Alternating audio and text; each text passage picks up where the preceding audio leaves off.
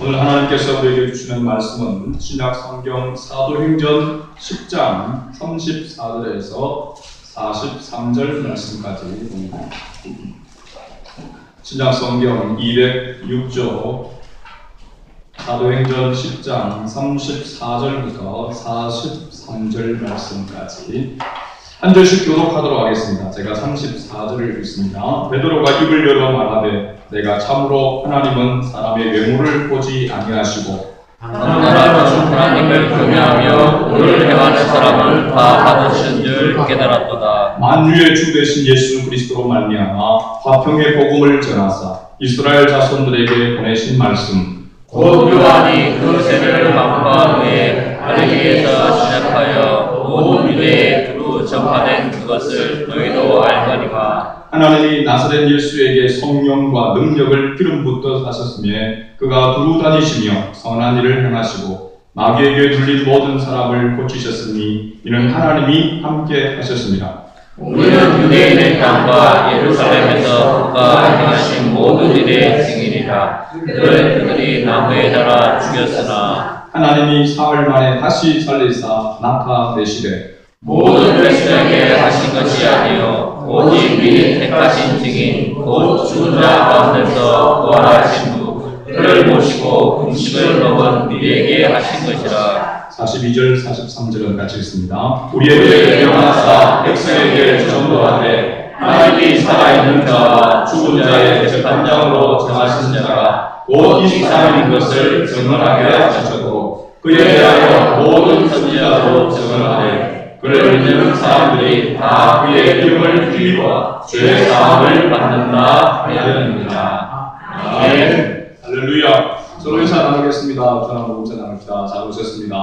잘 오셨습니다. 네. 오늘 하나님이 받으시는 사람이라고 하는 그런 제목으로 함께 은혜를 나누고자 합니다. 우리가 항상 기억해야 될 분명한 그러한 기준을 우리가 생각할 때에 우리가 믿는 이 하나님을 믿는 이 신앙이 세상의 종교와 세상에 있는 종교와 동일하다라고 생각한다면 우리는 참된 진리를 아직 발견하지 못했다라고 이야기할 수 있습니다. 그러나 우리가 이 세상 종교와 철학 그것과 기독교의 신앙이 분명하게 다르다라고 하는 것을 우리가 꼭 기억해야 될 줄로 믿습니다. 이 지금 세상은 모든 종교는 다 동일하며 결국은 한 곳에 이른다라고 하는 그런 종교다원주의 이런 사상이 팽배해져 가고 있는 그런 시대 속에 있습니다.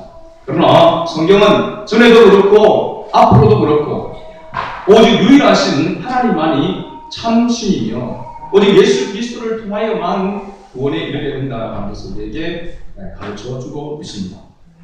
그래서 우리 세상의 종교 철학과 하나님을 믿는 이 신앙이 왜 다른가 하는 것을 우리가 생각할 때에 세상의 종교와 철학은 사람이 하나님을 향하여 신을 향하여 찾아가는 그러한 것이 바로 세상의 종교와 철학이라고 할 수 있습니다. 끊임없이 이 세상 만물의 주인 또 영원한 생명을 얻을 수 있는 그러한 참된 신을 찾기 위해서 노력하고 있는 그런 모습 부단히 노력해왔고 또 노력하고 있습니다. 그런 형태와 흔적들이 오늘 곳곳에 종교와 우상의 그러한 표현으로 나타나고 있는 것을 보게 됩니다. 그러나 기독교의 신앙은 인간이 하나님을 향해서 신을 향하여 찾아가는 것이 아니라 하나님이 먼저 인간을 향하여 찾아오는 그러한 것을 이야기하고 있습니다. 그래서 이것을 계시 신앙이라고 이렇게 이야기를 하고 있고 기독교의 신앙을 바로 하나님의 언약, 약속, 언약의 신앙이다라고 이렇게 이야기를 합니다. 하나님을 인간이 찾아서 하나님을 만날 수 있는 그런 존재가 하나님이 아니다라고 하는 사실이죠.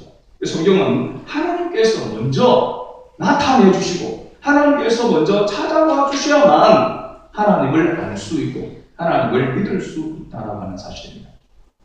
그리고 보면 우리가 하나님을 찾아가서 하나님을 만난 것이 아니라 하나님께서 우리에게 찾아오심으로 우리가 하나님을 만나게 되어졌고 하나님을 믿게 되어진 줄로 믿습니다. 그래서 우리의 신앙이 출발이 사람에게서부터 먼저 출발되어졌다고 하면 그건 종교의 철학이라고 할 수 있습니다.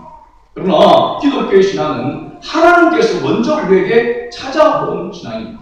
하나님이 자신을 나타내 주셔야만 하나님을 알 수 있는, 우리 하나님의 얼굴을, 하나님의 모습을 우리가 보지 아니하고 하나님을 믿지 않습니까? 하나님이 어떤 분이신가 하는 것을 하나님께서 말씀을 통해서, 계시의 말씀을 통해서 하나님을 나타내 주심으로 하나님이 어떤 분이신가 하는 것을 알게 되어졌고, 그 하나님을 우리가 경배하며 섬기게 될 때에 하나님과 우리가 교제하는, 교통되어지는 그런 은혜가 임하게 될 줄로 믿습니다.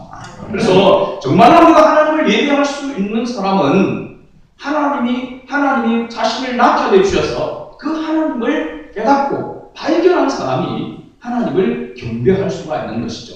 하나님을 만난 사람은 하나님을 섬겨야 됩니다 라고 해서 하나님을 섬기는 것이 아니라, 하나님을 만난 사람은 자동적으로 하나님을 경배할 수밖에 없다라고 하는 사실이죠.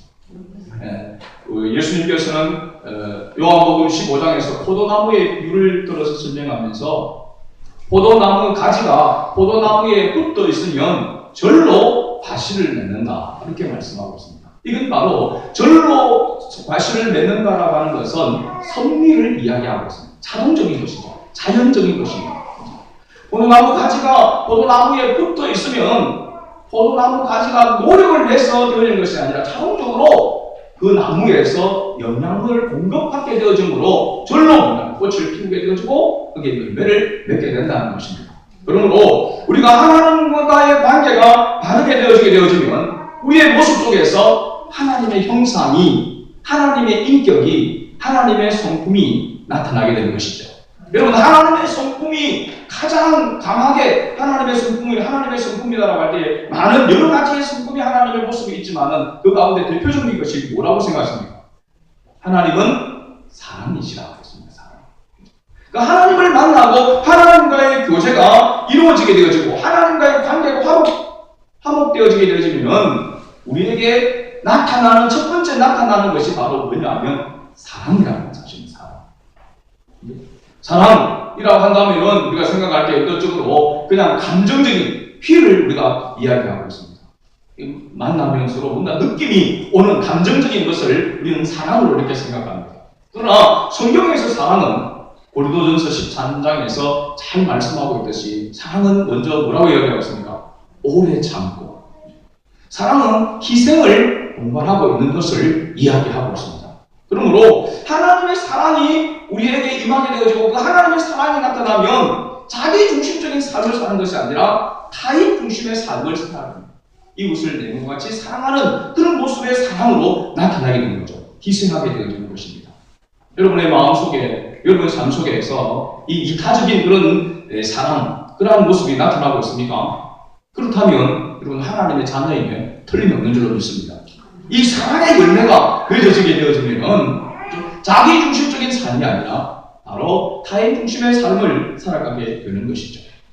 아무튼 우리가 우리가 찾아가서 하나님을 만나는 것이 아니라 하나님이 우리에게 찾아오심으로 만날 수 있는 우리다라고 하는 사실을 우리가 꼭 기억할 때, 이것이 세상의 종교나 철학과 우리 기독교의 신앙이 다른 중요한 진리 가운데 하나다라고 하는 것을 꼭 기억했으면 좋겠습니다.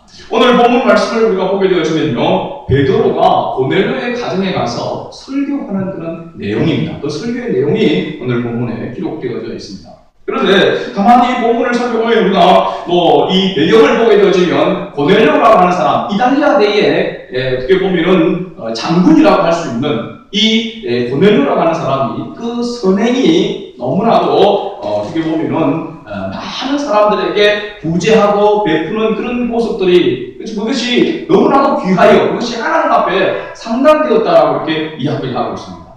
이 고넬료가 그래서 하나님 앞에 기도하고 하는데, 이 고넬료가 기도를 하는 가운데에서의 환상 가운데서 하나님께서 이 시몬 베드로를 초청하라고 하는 그런 음성을 듣게 되어집니다. 그와 동시에 또한 베드로에게는 어떤 일이 일어나냐면, 베드로는 환상을 보게 되어지게 되죠. 환상을 보게 되는 가운데에서 그가 부정한 것을 보게 되었습니다. 이 부정한 것이라고 하는 부정한 음식, 바로 유대인들이 하나님의 백성, 이스라엘 백성들은 먹지 않냐는 율법으로 따지면 더러운, 부정한 그런 음식입니다. 근데 그것을 들면서 먹으라고 이야기한다는 거예요. 그럼 내가 지금까지 먹어본 적도 없고 이거 먹을 수 없다라고 이야기할 때에 주님께서 그것을 먹으라고 이야기합니다. 내가 정하다라고 한다면 정한 것이다라고 이야기하고 있죠. 먹으라고 이야기합니다. 그 환상을 통해서 베드로가 깨닫게 되어지게 되죠. 지금 고넬료가 자기를 칭하게 되는데 이 고넬료는 이방인이라는 거죠. 이방인에 가가지고 내가 그들과 교제하고 그들에 가서 하나님의 말씀을 전한다, 주님의 말씀을 전한다. 있을 수 없는 그런 일입니다. 유대인들과 이방인들은 상종조차도 하지 않는 그런 가운데 있기 때문에 그렇습니다. 부정한 것이죠. 그런데 주님께서는 뭐냐면 가라고 이야기하는 것입니다. 그래서 가서 이제 고넬료 가정에서 말씀을 전하게 된 내용이 오늘 본문의 내용이라는 것이죠. 그런데 가만히 살펴보면 참 중요한 태도와 자세를 이 고넬료를 통해서, 고넬료와 함께 거기에 모여있는 사람들의 모습을 통해서 우리가 깨닫기를 원하는 것이죠. 그건 바로 뭐냐면 우리가 하나님의 말씀을 받을 때에 데살로니가 교회 성도들이 바울이 하나님의 말씀 복음을 전가할 때 그것을 사람의 말로 받지 아니하고 누구의 말로 받았다고 했습니까? 하나님의 말로, 하나님의 말씀으로 받았더라라고 이렇게 했습니다. 이것을 바울은 칭찬하는 것이죠. 바울이 지금 자기 개인적인 사상이나 지식을 전하는 것이 아니고 하나님의 말씀을 지금 전하고 있는데 그 말씀을 데살로니가 교회 성도들은 그것이 바울의 개인적인 사상이 아니라 바울을 통해서 하나님께서 우리에게 말씀하시는 것이다라고 하는 것을 알고 하나님의 말씀을 존중했다는 것입니다. 그럴 때에 그들이 뭐냐 하나님의 말씀에 순종하게 되어지고 하나님의 은혜를 받았다라고 하는 것이죠. 오늘 본문 말씀을 보면요, 베드로가 이 고넬료 집에 가서 복음을 전할 때에 복음을 전하기 전에 고넬료와 그의 가족들이 어떤 모습으로 지금 이 베드로 앞에 있는지를 바로 앞절에 33절에 잘 기록하고 있습니다. 자, 10장 33절을 우리 다시 한번 큰 소리로 읽어볼까요? 내가 곧 당신에게 사람을 보내었는데 오셨으니 잘하였나이다. 이제 우리는 주께서 당신에게 명하신 모든 것을 듣고자 하여 다 하나님 앞에 있나이다. 아멘. 베드로를 초청을 해서 말씀을 들으려고 하는 이 고넬료 자신뿐만 아니라 그의 온 가족들, 친척들, 그의 모인 모든 사람들이 다 주께서 당신에게 명하신 모든 것을 듣고자, 그 말씀을 듣고자 다 하나님 앞에 있나이다 라고 이렇게 말씀하고 있습니다. 할렐루야. 오늘 우리가 하나님의 말씀을 통해서, 메시지를 통해서, 설교를 통해서 하나님의 음성을 듣고 하나님의 은혜를 받는 삶을 살아가야 될 줄로 믿습니다. 이게 굉장히 중요하죠. 그렇죠? 이것이 바로 어떻게 보면 일주일 가운데서의 가장 우리의 삶의 출발이 바로 주일부터 시작되어지는데 그 주일 가운데서 주일 예배를 통하여 하나님께서 우리에게 주시는 그 말씀을 듣고 일주일의 삶을 살아가는 것입니다. 그래서 주일날 오전에 지금 이 예배 드리는 예배는 우리의 일주일의 삶에 있어서의 출발인 것입니다. 시작인 것입니다. 그래서 가장 중요한 시간이요, 중요한 날이라고 이야기를 하고 있는 것입니다. 이 출발부터 잘못되어지게 되어지면 한 주간의 삶이 하나님과 거리가 먼 삶을 살게 되어진다는 거죠. 그렇기 때문에 주일날 우리가 이 오전에 하나님 앞에 마음을 다하고 뜻을 다하고 힘을 다하여서 하나님을 예배하되 그 예배 가운데서 주님의 말씀을 잘 경청하고 그 말씀을 따라서 은혜를 받아야 될 줄로 믿습니다. 그런데 그 은혜를 받을 수 있는 비결이 바로 뭐냐면 오늘 이 고넬료와 같은 태도와 자세를 가져야 한다는 사실입니다. 하나님의 말씀 앞에, 주님의 말씀 앞에, 하나님 앞에 우리가 있나이다. 할렐루야. 하나님 앞에 있나이다. 지금 하나님 앞에서 하나님의 세우신 종을 통해서 주님의 말씀을 듣기를 원한다라고 하는 것을 이야기하고 있는 것이죠. 우리가 하나님 앞에 있는 신앙의 태도가 중요한 줄로 믿습니다. 일주일의 삶 가운데서 예배 외에도 다른 그런 직장에서의 삶을 살아가면서도 그 삶이 하나님 앞에 예배로 들어져야 되는 그런 삶이 되어야 될 줄로 믿습니다. 그러나 그런 삶이 되기에 있어서 출발이 바로 이 주일, 이 시간에 예배라고 하는 사실입니다. 또 이 시간에 주님의 음성을 들어야 하는 이 시간이라고 하는 사실입니다. 이 시간 지금 우리가 하나님 앞에 있다라고 하는 고람되어 하나님의 불꽃 같은 눈동자 앞에 내가 지금 있다라고 하는 그런 자세, 그런 태도를 가져야 하나님의 말씀을 통해서 하나님의 음성을 듣고 은혜를 받고 한 주간의 삶이 하나님 앞에 드려지는 예배의 삶이 될 줄로 믿습니다.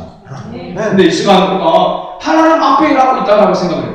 하나님 앞이 아니라 지금 오늘 하다못해 시장님이 지금 와서 이 앞에 있다. 그러면 여러분 눈이 아마 좀 반짝반짝 그럴 겁니다. 거기다가 대통령이 오늘 여기 와서 서 있다 라고 한다면 물론 여기 많이 있을 수도 없겠지만 대통령이 와서 이게 서 있다라고 한다면 지금 뭐 한 번 눈이라도 더 맞춰보려고 더 아마 그럴 겁니다. 감히 어떻게 보면 눈도 마주치기가 못할 정도로 그렇겠죠. 그죠?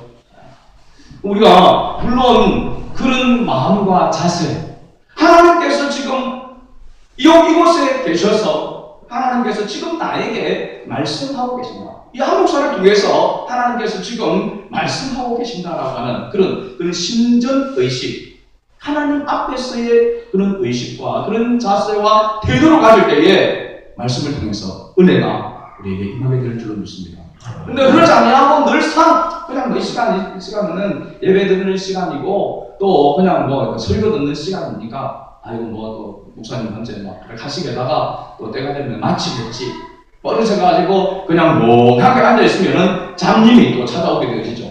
그러면은 그냥 잠을 청하여서 그 잠과 더불어 꿈나라로 가게 되는 것입니다. 그 예배 시간에 졸고 앉아있으면은요 아무리 능력 있는 말씀, 아무리 은혜 있는 말씀이 또 들려지지 않는 것입니다. 어떤 사람은 눈을 감고도 다 듣는다고 이야기합니다. 그러나 설교는요 귀로만 듣는 것이 아닙니다. 눈으로 내 모든 오감을 다 동원해서 말씀을 들어야 될 줄로 믿습니다. 그런 자세를 가지고 오늘 주님께서 또 한 주간의 삶을 살아가면서 주님께서 나에게 주시는 말씀이 무엇인가 라고 하는 그런 태도, 이런 자세를 가지고 우리가 주님 앞에 예배에 임한다면 하나님께서 반드시 은혜를 베풀어 주실 줄로 믿습니다. 오늘 그래서 베드로가 이 고넬료 가정에서 설교를 하는데 이 말씀은 이미 고넬료를 비롯해서 온 가정 식구들이 은혜를 받을 수밖에 없는 그런 말씀입니다. 왜냐하면 바로 이 고넬료와 그의 가족들이 다 하나님 앞에 있나이다 라고 하는 이 신앙으로 이 자세와 태도를 가지고 서 있기 때문에 그렇습니다. 오늘 이 시간에도 우리 모두가 이와 같은 태도와 자세를 가지고 주님의 말씀을 경청하는 은혜가 있기를 다시 한번 주의 이름으로 축복합니다. 아멘. 오늘 말씀을 우리가 살펴보게 되어지면요 특별히 35절 말씀에 우리가 35절 말씀을 우리가 보게 되어지는데요 35절 말씀을 같이 한번 다시 읽어봅니다. 각 나라 중 하나님을 경외하며 의를 행하는 사람은 다 받으시는 줄 깨달았도다. 아멘. 여기에 볼 때에 하나님께서 받으시는 사람, 하나님이 받으시는 사람, 또 하나님이 찾는 사람, 하나님이 주목하시는 사람, 하나님이 주시하는 사람이 있다라고 하는 것을 깨달았다라고 하는 사실입니다. 하나님이 받으시는 사람, 하나님이 정말로 주목하고 주시하시는 그런 사람이 어떤 사람인가, 하나님이 진정으로 받으시는 대상은 어떤 사람인가 하는 것을 이야기하고 있습니다. 35절 첫 부분에 보면은 각 나라 중 하나님을 뭐하며? 경외하며 하나님을 경외하는 대상으로 삼는 사람을 하나님께서 받으신다는 사실입니다. 할렐루야. 하나님이 진정으로 받으시는, 하나님이 진정으로 주목하시는 사람은 하나님을 경외하는 사람입니다. 외모나 재산, 명예, 권력, 그리고 지식이 있는 사람을 하나님께서 찾아서 받으시는 것이 아니라 하나님을 어떻게 여기고 있는가? 하나님을 정말로 존경하고 두려워하고 하나님을 높이고 온 마음을 다해서 하나님을 정말로 경배하는 자, 그런 자를 하나님께서 뭐 하신다고요? 받으신다라고 이렇게 말씀하고 있습니다. 그러니까 하나님을 높이고 하나님을 경배하고 또 하나님을 존경하고 두려워하는 것, 이것을 한마디로 이야기한다면 하나님을 내 삶에 내 모든 것에서 하나님을 가장 앞서서 생각한다는 것입니다. 하나님 제일주의의 신앙이다라고 할 수 있죠. 하나님 제일주의의 신앙. 오늘 따라합시다. 하나님 제일주의의 신앙. 하나님 제일주의의 신앙. 하나님 제일주의라고 하는 것은 모든 일에 있어서 하나님이 제일이십니다. 하나님이 먼저이십니다. 라고 하는 그런 신앙. 이것이 바로 하나님을 경외하는 자의 신앙이라고 하는 사실입니다. 이런 신앙을 가진 자를 하나님께서 받으신다고 하는 사실입니다. 하나님을 경외하는 그런 마음이 없는 그런 사람을, 하나님을 높이지 않는 그런 사람을 하나님께서 쓰시지 않는 것입니다. 하나님을 경외하는 그 마음과 그 사람을, 그 삶을 하나님께서 받으시고 쓰신다고 하는 사실입니다. 여러분, 유대인들은 어려서부터 이 하나님의 말씀을 듣는 쇠마 교육이 아주 철저하게 되어져 있다고 이야기합니다. 신명기 6장의 말씀, 신명기 6장의 말씀을 쇠마라 이렇게 이야기합니다. 쇠마. 이 말씀은 뭐냐면, 쇠마라고 하는 것은 하나님이 나에게 주시는 말씀이다 라고 하는 사실이죠. 우리가 하나님의 말씀을 로고스라고 이야기합니다. 이 로고스라고 하는 말은 하나님 기록되어져 있는 하나님의 말씀이고, 문자로 기록되어져 있는 하나님의 말씀. 그러나 이 쇠마라고 하는 것은 기록되어져 있는 이 말씀이 나에게 주시는 말씀, 나의 말씀으로 받아들이는 것이 바로 쇠마라고 하는 말입니다. 자, 그렇다고 한다면 신명기 6장에서의 이 이스라엘 백성들을 향해서 하는 그 말씀 보면, 이스라엘아 들으라 라고 시작되어집니다. 이스라엘아 들으라. 이스라엘 모든 백성들아 하나님의 말씀을 들으라 라고 이렇게 시작하고 있거든요. 그 말씀을 듣고 그 말씀을 따르는 것, 청종하게 되어질 때에 너희는 모든 민족에 뛰어난 민족으로 살아가게 되어집니다. 하나님께서 함께 하시는 그런 백성이 되어진다 라고 하는 그런 약속의 말씀이 주어진 것입니다. 그런데 얼마나 철저하게 지금도 이스라엘, 이 유대인들은 이 하나님의 말씀, 특히 이 모세오경, 토라라고 하는 이 율법을 얼마나 철저하게 암송시키고 교육하는지. 늘 제가 여러 번 이야기했지만은 직접 제가 보지는 못했지만 듣기로는 매일 평일날 오전에 가장 어떻게 보면 정신이 맑은 그런 시간대에 아이들에게, 학생들에게 오전에는 이 토라 교육을 한다더라고요. 그리고 점심 식사 후에 그 다음에 영어나 수학 이런 세상 학문을 하게 되는 거죠. 그래서 철저하게 이 어릴 때부터 시작해가지고 우리나라를 시작하면 유치원부터 초등학교, 중학교, 고등학교까지 이 토라 교육이 철저하게 되어 있는데, 그래서 고등학교에 이제 졸업할 정도 되어지게 되면 그야말로 이 율법을 달달달 외우게 되는 거예요. 그러면 여러분, 아이들도 이 머리가 발달되어지고 더 지능이 더 좋아지고 또 암기력이나 이런 것들이 더 좋아지게 되어지려면 그냥 아무것도 안 하고 계속해서 게임만 하고 또 계속해서 TV만 보고 이렇게 있으면 머리가 좋아질까요? 아니면은 계속해서 암송을 하고 이렇게 해야 머리가 좋아질까요? 자꾸 머리를 써야 그냥 머리도 좋아지는 것입니다. TV가 바보 상자라고 이렇게 이야기하잖아요. TV만 계속 보고 있으면 생각을 안 하고, 그러다 보니까 눈으로 보는 것만 익숙해져가지고 생각을 안 하니까 이 뇌가 둔화된단 말이죠. 그런데 이 유대인들은 얼마나 어릴 때부터 이 말씀을 암송하는 것, 이 율법을 암송하는데 철저하게 교육이 되어 있는지, 그래서 그런지는 모르지만 결과적으로 이렇게 보면은 노벨 문학상, 이게 무슨 상입니까? 노벨상, 이 수상자들 가운데에서 3분의 2가 유대인이더라고요, 유대인. 그리고 금융계부터 시작해서 교육계 이런 어떤 가운데에서 탁월한 지도자의 그 자리에 앉아 있는 사람들이 많은 부분에서 유대인들이라고 이야기하고 있습니다. 그런 모습을 가운데 보게 되어지면 하나님의 말씀을 가까이 하고 하나님의 말씀을 묵상하는 이 삶을 살아가는 것이 얼마나 큰 은혜인지, 교육인지. 우리 아이들 지금 주일학교 가운데서 저도 그렇게 얘기합니다. 시간이 떨더라도 제일 중요한 것은 주일학교 아이들에게 하나님의 말씀을 외우게 하는 것이다. 암송하게 하는 거예요. 지금 아마도 교회에 주일학교에서 성경 암송을 지금 이렇게 우리 주일학교 아이들 10몇 명씩 암송을 해와서 암송을 합니다. 이런 주일학교가 제가 볼 때는 많이 없을 것입니다. 찾아보기가 어려울 것입니다.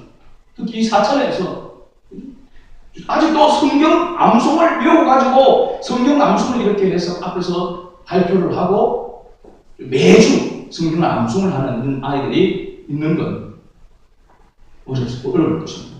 그런데 다른 것은 바꿔져 가더라도 저는 우리 교회가 앞으로도 바꾸지 아니하고 계속해서 이 전통을 이어가야 될 줄로 믿습니다.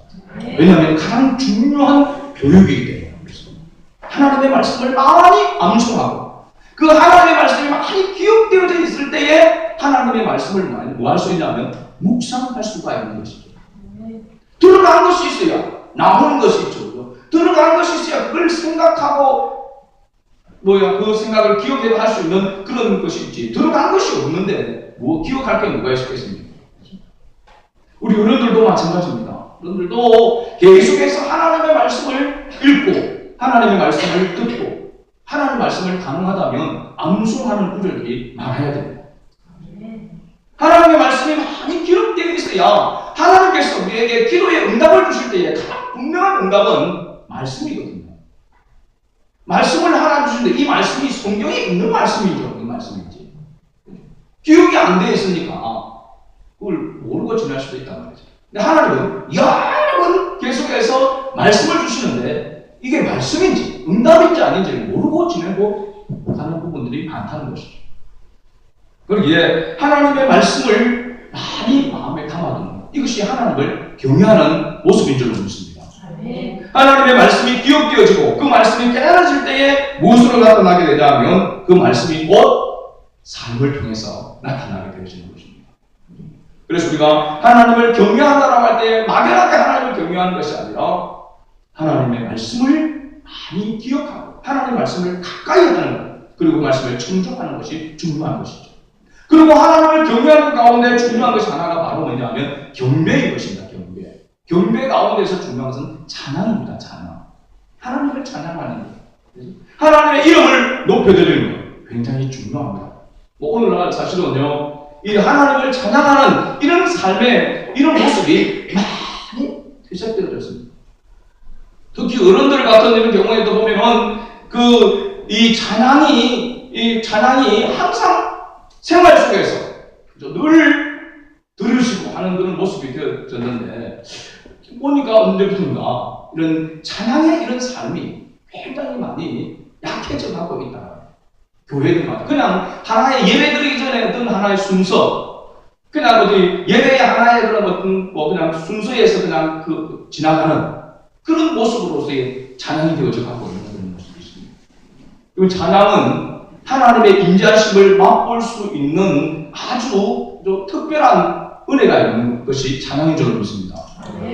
하나님을 찬양할 때 하나님의 그 말씀을 의지해서 가사를 생각하면서 하나님을 찬양하게 될 때에 하나님이 지금 나와 함께 하고 있다. 하나님의 인자심을 맛볼 수 있는 것이 가장 빠르게 체험하고 경험할 수 있는 것이 찬양입니다. 지난주에도 제가 말씀을 이렇게 드렸습니다만 하나님이 나의 삶 가운데서 함께하고 있다. 내가 하나님의 은혜 속에 있다.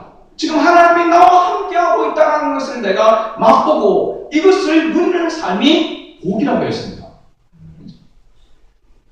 여러분, 그것을 놓치지 않기 위해서 다윗은 항상 하나님 앞에 기도했단 말이죠. 내 영혼아 여호와를 송축하라 하면서 자기 자신을 향해서 하나님의 인지하심은 하나님 나와 함께 하시는 이것이 복인데 이것을 놓치지 않기 위해서 이것을 잃어버리지 않기 위해서 오늘 예배 전에도 내가 한 가지 여호와께 구하리니 나로 하여금 여호와의 전에 구하여 여호와의 아름다움을 앙망하며 그 전에서 사모하게 하시는 것이다. 할렐루야. 하나님의 전에서 하나님의 인지하심을 맛보는 것이 내 소원이라고 이렇게 다윗은 고백했단 말이죠. 우리의 소원이 뭡니까? 예배를 드리고 난 다음에 하나님 앞에 헌금을 드리고 하나님 앞에 예배를 드리고 헌금을 드리고 하고 난 다음에 내가 원하는 소원이 이루어지는 것. 이건 하나님을 정말로 경외하며 하나님을 섬기는 자의 그런 모습이 아닙니다. 목표가 아닙니다. 우리가 언제나 항상 기억해야 될 복이 바로 뭐냐면 하나님이 나와 함께함을 느끼는 삶. 하나님이 나와 함께함을 맛보는 이 삶이 바로 뭐냐면 복이라고 하는 사실입니다. 이것을 잃어버리고 이것을 무시하고 이것을 가치 없게 생각하고 뒤로 생각한다면 우리의 신앙은 잘못되어진 요소가 너무나 많다는 것입니다. 하나님을 경외하는 이 삶이 얼마나 중요한가. 그래서 보면 전도서의 말씀을 보면 전도서의 기자는 뭐라고 이야기하냐면 처음 시작에 전도서 1장 2절에 보니까 헛되고 헛되니 모든 것이 헛되도다 라고 이렇게 얘기합니다. 그리고 전도서 마지막 12장 8절에 보니까 헛되고 헛되도다 모든 것이 헛되도다. 잘못 생각하면요 이 전도서 기자는 이야기하기를 시작도 마지막도 그야말로 인생이 헛되다라고 하는 허무주의 신앙, 허무주의를 이야기하는 것 같이 보여집니다. 그런데 가만히 살펴보면요, 왜 헛되다고 이야기하는가? 왜 이 땅의 인생이 헛되고 헛되다라고 그렇게 이야기하는가? 그건 뭐냐면 하나님을 경외하는 삶. 이 삶만큼 중요한 것은 없기 때문에 하나님을 경외하는 것 이거 외의 모든 것은 다 뭐냐면 헛되다라고 하는 것입니다. 이건 이게 여기서 헛되다라고 하는 것은 하나님에 대한 강한 경외심의 표현인 것입니다. 할렐루야. 자, 그렇게 본다면 우리가 얼마나 매일매일 삶 속에서 하나님과 함께 더불어 교제하는 삶, 하나님의 인자심을 맛보는 그 삶을 얼마나 사모하며 그 삶을 잃어버리지 않기 위해서 우리가 얼마나 하나님 앞에 깨어 있어야 하는가 하는 것을 알 수가 있습니다. 그런데 우리는 어떻습니까? 문제가 있고 좀 힘들며 또 내가 원하는 그 소원을 이루기를 원해서 주님 앞에 나와서 기도하고 이렇게 해보니까 내 마음대로 안 되고 힘들고 어려우니까 교회로 나오고 그런 분들이 있습니다. 물론 신앙의 초창기에 초신자들은 그럴 수 있습니다. 아직 신앙의 그 은혜를 그 깊이 진리를 바르게 깨닫지 못했을 때는 이와 같은 모습이 나올 수 있습니다.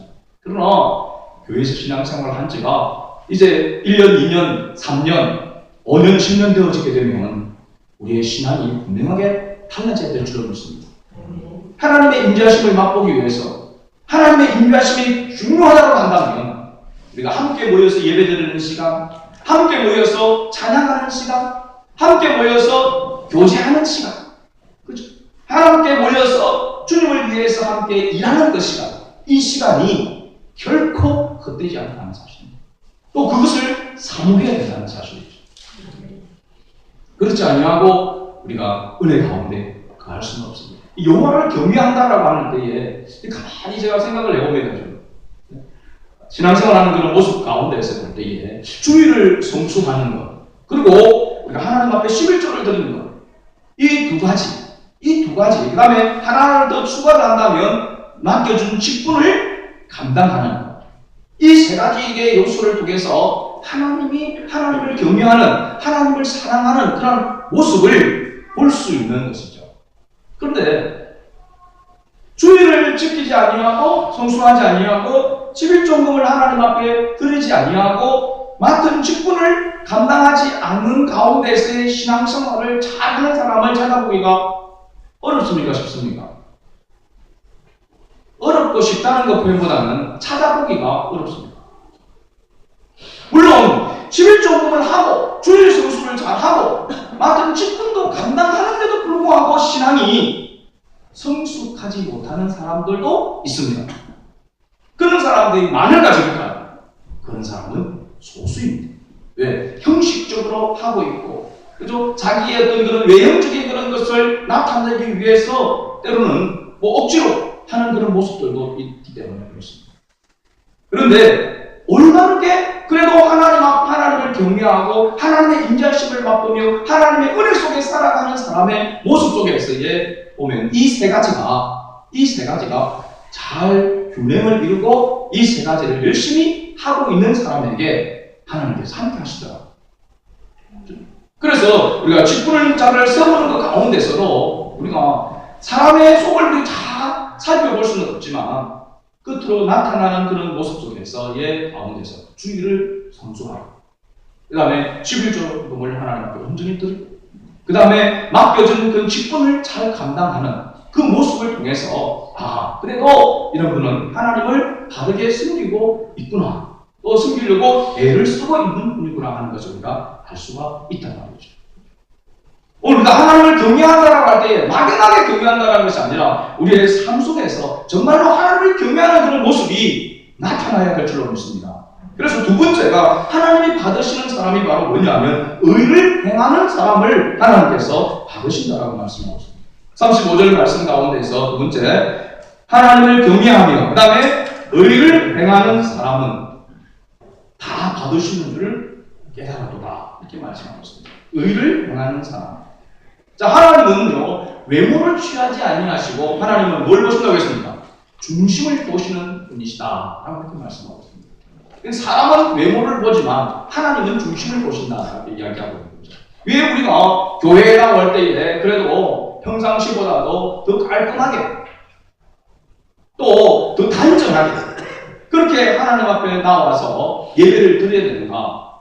그건요 하나님이 우리가 뭐 향수를 좋은 걸 뿌렸다고 해가지고 또 우리가 좋은 비싼 옷을 입고 와서 앉아있다고 해서 하나님께서 이뻐 보시는 것은 아니지만 우리의 마음을 보시는 그 하나님 앞에서 내 마음도 하나님이 보시기에 합당한 모습이 되어야 되지만 그런 마음으로 나올 때에 내 그 모습도 가능하다면 하나님이 보시기에 아름다운 그런 모습이 될 수 있도록 준비하는 것이 필요한 것이죠. 또 우리가 교회 안에서는 사람들이 모이는 곳입니다. 그러기에 사람은 뭘 본다고요? 또 외모를 보는 것입니다. 그렇기 때문에 가꾸고 꾸며서 가능하다면 사람들이 볼 때에도 단정하고 깔끔하고 그런 모습을 보여주는 것이 필요한 것이죠. 우리가 하나님 앞에 예배할 때에 그러한 모습으로 하나님 앞에 드려질 수 있기를 바랍니다. 그래서 사람은 외모를 보시면 하나님은 중심을 보신다. 근데 그 중심을 보신다라고 주님께서 말씀하시는데 하나님께서 그 중심이 바로 뭘 이야기하고 있느냐라고 한다면 마음의 중심이 하나님을 경외하는 그런 중심을 이야기하고 있습니다. 하나님을 믿고 의지하는 그런 것을 이야기하고 있는데 그 가운데서 중요한 것이 바로 뭐냐면 하나님의 말씀을 따라서 행하는 그런 모습까지를 하나님께서는 보신다라고 이야기하고 있는 것이죠.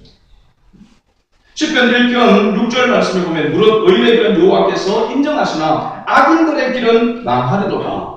의인의 길과 악인의 길을 명백하게 그렇게 대조해서 이야기를 하고 있죠. 또 창세기 4장에 보면 아벨의 길과 가인의 길 두 길로 분리되는 그런 비교를 보여줍니다. 좁은 길과 넓은 길을 예수님도 대조해서 이야기를 했습니다. 이 시편을 여는 첫 편에 바로 무릇 의인의 길은 여호와께서 인정하시나 악인의 길은 망하리로다 이렇게 이야기하고 있는데 하나님께서 함께하는 의인의 길은 번영하지만 하나님께서 함께하지 아니하는 악인의 길은 하나님께서 망하게 된다라고 하는 것을 이야기하고 있습니다. 하나님이 함께하시는 것 이것에 따라서 의인의 길이 되어지게 되고 악인의 길이 될 수 있다는 것을 이야기하고 있는 거죠. 그러면 하나님이 인정하시는 것, 하나님이 인정하시는 것, 하나님이 함께 하시는 것, 하나님의 인정이 곧 뭘 이야기하냐면 구원을 뜻하고 하나님의 인정이 곧 뭐냐면 이 세상에서의 번영을 이야기하고 있고 하나님의 인정하심이 내세에 대한 영생을 나타낸다고 할 수가 있습니다. 그럼 하나님이 함께 하시는 것 하나님이 인정하시는 그것이 얼마나 중요한가라고 하는 사실이죠. 자, 아직 저도 영화를 보지 못했지만 지금 노아라고 하는 영화가 개봉되어 있어서 이렇게 있습니다. 제가 어제 보니까 자세하게는 잘 모르지만 성경에 있는 내용을 그대로 이렇게 만들어 놓은 영화가 아니고 헐리우드에서 만들어 놓은 그 영화다 보니까 사람들에게 어떤 그런 사람들의 보고 감흥을 느끼고 하도록 하기 위해서 만들었기 때문에 인위적인 그런 모습. 어떻게 보면은 그걸 보고 평가를 해놓은 그 사람들을 보니까 예수 믿는 사람들이 이렇게 기독교인들이 이렇게 보았을 때의 모습과 비기독교인들이 어떤 그 평가에 대해서 이렇게 보니까 기독교인들이 보았던 그런 모습들 가운데는 이 너무 성경을 왜곡시켜야 되는 그런 모습들이 많다. 특히 이 노아가 하나님을 막 대적하는 그런 모습으로 나타나 있다고 이렇게 이야기를 하고 비기독교인들은 이게 뭐 스케일은 크고 하지만 너무 지루하다 그런 어떤 모습이 이렇게 평가를 하는 걸 은혜를 받습니다. 노아의 그 모습을 우리가 창세기에 이렇게 살펴보게 되지만 노아는 당대에 뭐라고 했습니까? 의인이라고 이렇게 당대의 의인이라고 이렇게 이야기를 하고 있고, 그 홍수 심판 가운데서 노아와 노아의 가족 8식구가 구원을 받게 되어진 그 모습을 보게 되어지면요, 노아가 왜 하나님 앞에 구원을 받게 되어졌는가 라고 하는 것은 그가 하나님의 말씀을 마음에만 담아두고 있는 것이 아니라 하나님의 말씀을 때로 뭐 했습니까? 준비하고 행하는 그런 모습이 있었기 때문에 하나님은 그를 의인이라고 이렇게 이야기하고 있는 것을 보게 되십니다. 120년 동안 하나님의 말씀하신 그 약속의 말씀을 믿고 그냥 가만히 있었던 것이 아니라 뭐였습니까? 아무도 생각하지 못하는, 아무도 인정하지 않는 그 산 꼭대기에 올라가서 방주를 만들었단 말이죠. 120년 동안 그 일을 묵묵하게 하나님의 뜻을 이루고 가기 위해서, 하나님의 뜻을 이루기 위해서 그런 의를 행하는 삶, 하나님의 말씀을 따라서 행하는 그런 삶을 살았기에 어떻게 보면 하나님께서 노아를 인정하셨다라고 할 수 있습니다. 오늘 우리가 하나님의 백성으로 이 땅을 살아갈 때에 하나님의 말씀을 내 마음에 두고, 하나님의 말씀을 내 머리에만 두고 사는 그런 삶이 되어서는 안 되고, 하나님의 말씀이 나의 손과 발을 통해서 삶으로 나타나는 삶이 될 줄로 믿습니다. 이것을 하나님이 받으신다는 것이죠. 그래서 의를 행하는 사람, 의를 하나님의 뜻을 따라서 살아가는 삶의 그 삶을, 하나님 그런 사람을 받으신다, 이렇게 말씀하고 있습니다. 마지막 세 번째는요, 화평의 복음을 전하는 사람입니다. 오늘 10장 36절에서 43절까지의 말씀을 보게 되어지면요, 베드로가 고넬로의 그 친족들에게 예수 그리스도의 탄생과 또 공생의 사역과 그리고 죽으심과 부활 등에 대해서 소개하는 동시에 이 구원의 복음을 전하는 것과 또 그리스도의 이름을 통해 죄사함, 속량을 받은 것에 대해서 강하게 메시지를 전하고 있는 것을 보게 되었습니다. 그럼 보면요, 우리를 통해서 하나님께서 하시고자 하는 뜻이 계셔서 우리를 먼저 택하여 불러주신 줄로 믿습니다. 하나님께서 우리가 뭐가 잘났어, 뭔가 특별해서 하나님께서 우리를 하나님의 자녀 삼아주시고 하나님을 경외할 수 있는 복을 주신 것이 아닌 줄로 압니다. 하나님께서는 뜻을 이루기 위해서 우리를 통해서 하나님께서 하시고자 하는 그 뜻이 있기 때문에 우리를 앞서 불러 세워주신 줄로 믿습니다. 근데 그 뜻이 바로 뭐냐면 주님의 증인이 되는 삶입니다. 바로 이 복음을, 이 생명의 복음을 전하는 자로 증인으로서의 삶을 살아가도록 하기 위해서 주님께서 우리를 부르셨다고 하는 사실입니다. 1974년 스위스 로잔에서 개최한 세계 복음화 국제회의에서 나온 그런 규약이 있습니다. 모든 사람은 복음을 듣고 이해하며 또 받아들일 수 있는 기회를 가져야 한다는 이 목적은 모든 가능한 수단을 동원하여서 또 가능하면 빠른 시간 내에 이루어져야 한다. 이 당시 1974년 이 당시 스위스 로잔에서 세계 복음화 대회가 일어나게 될 때만 하더라도 지구상의 3분의 2에 해당하는 사람이 아직까지 예수 그리스도를 통하여 자유함을 얻게 되는 이 복음을 듣지 못한 그런 상태라고 이야기합니다. 지금 그 이후로 보면 정말 놀라울 정도로 엄청난 속도로 빠르게 지금 복음화가 이루어져 가고 있습니다. 거의 지금은 복음을 듣지 못하는 나라가 불과 몇 나라라고 표현하기보다는 몇 족속에 이를 정도로 지금 엄청나게 세계명에서 복음이 증거되어지고 있습니다. 나라가 가서 직접 전해야만 복음이 전해져야 되는 그런 나라들이 많았지만요, 그런 모습들이 있었지만 지금은 어떻습니까? 여러분 CTS, CBS, 요즘 기독교 방송들을 통해 가지고요, 특히 CTS 같은 이 경우에 얼마나 많은 나라를 지금 선교사님들이 가 있는 그곳에 또 얼마나 많은 사람들에게 이 복음을 들을 수 있는, 복음의 메시지를 들을 수 있는 그런 것들이 제공되고 있는지, 옛날에는 가히 상상도 하지 못할 그러한 방법들로 통하여서 무서운 속도로 빠르게 복음이 증거되어져 가고 있다는 하는 사실입니다. 그러면 우리가 그런 상황 가운데에서 우리는 정보를 통해서 요즘 어디는 통신을 통해서 빨리 복음이 전도되고 있으니까 그냥 뭐 나는 가만히 있어도 되겠다. 그게 아니죠. 하나님이 내가 세워져 있는 그곳에서의 정인의 삶을 얼마나 잘 수행하는가, 그것을 하나님은 보신다고 하는 사실입니다. 그렇게 정인의 삶을 살아가는 자, 이 화평의 복음을, 예수 그리스도를 통해서 하나님과 화평을 이루고 영생을 얻게 되었다는 이 복음을 증거하는 그런 사람, 이 정인의 삶을 살아가는 사람을 하나님이 주목하신다, 받으신다고 말씀하고 있는 것입니다. 3월달이 되어지게 되어지고 이 봄이 되어지게 되면 만물도 소생하게 되어지게 되고, 또 4월달에 되면 부활절이 있고, 그래서 어느 날 할 것 없이 복음을 전해야 된다라고 하는 그런 생각을 가질 수 있는 그런 때이긴 합니다. 그러나 그런 때이기 때문에 우리가 복음을 전하는 것이 아니라 정말로 나는 하나님께서 세워주시고 하나님께서 부르신 복음의 증인이다 라고 하는 그런 사명감을 가지고 복음을 전하는 삶 속에서 살아가는 그런 저와 여러분 될 수 있기를 바랍니다. 오늘 말씀을 통해서 우리가 다시 한번 생각할 때에 우리가 하나님이 받으시는, 하나님이 인정하시는, 하나님이 함께 하시는 그런 사람은 정말로 하나님을 제일로 섬기는 그런 사람, 하나님을 경외하는 사람을 하나님께서 받으시고, 하나님의 말씀을 마음에 두고 있는 것이 아니라 그 말씀대로 실천하는, 행하는, 의를 행하는 사람을 하나님이 받으시고, 생명의 역사가 복음을 통하여서 나타나므로 이 생명의 복음의 정인의 삶을 살아가는 사람을 하나님께서는 받으신다라고 하는 것을 우리가 다시 한번 기억하고, 저와 여러분들이 날마다 하나님의 임재하심을 맛보면서 하나님을 진정으로 경외함으로 하나님이 받으시는 그런 삶을 살아가는 우리 수많은 가족들이 될 수 있기를 주님의 이름으로 축복합니다. 아멘. 좋으신 아버지 하나님, 거룩하신 여호와 아버지 하나님,